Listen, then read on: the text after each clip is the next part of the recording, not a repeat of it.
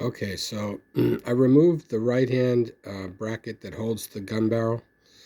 It was up a little too high, and it was just bothering me that it was crooked. But when I tried to fit the piece here to hold the yoke for the machine gun, uh, part of the yoke was hitting the barrel, and it was up in a little bit of an angle. So I decided, I'm gonna. I got out the fingernail polish remover, soaked that little piece. I was able to get it off.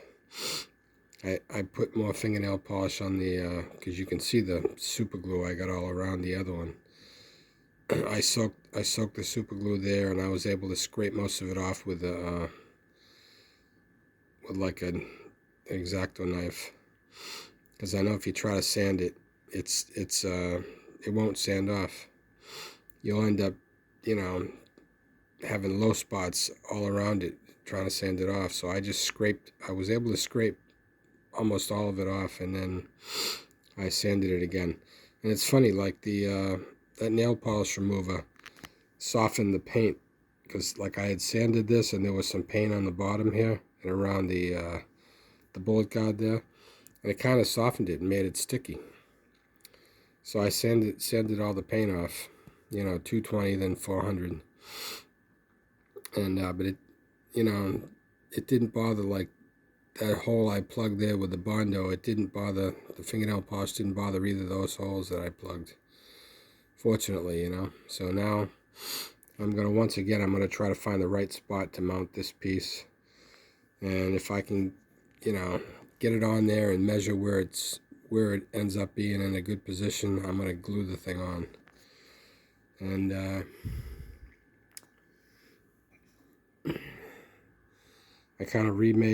I used part of this little bracket, and then it's a little thick, like the model kit parts, but oh well. I didn't want to mess around. Like, I got a thin piece on the back of it. Doesn't even want to focus now. That's a thinner piece on the back that will actually glue to the face of the turret. And so I just got to figure out the exact location. I'll glue the yoke mount on first, and then I just have this held on with a piece of double-sided tape. So when I get the yoke mount in the right place, I'll put some CA on this, and I'll just stick it there and let it dry. And then I'll take it off of the gun body, and I'll put some glue around it, a little bit of glue around it to make sure it stays on there. But yeah, it was. But like I got this little mount sanded to the angle I want, and it's looking good.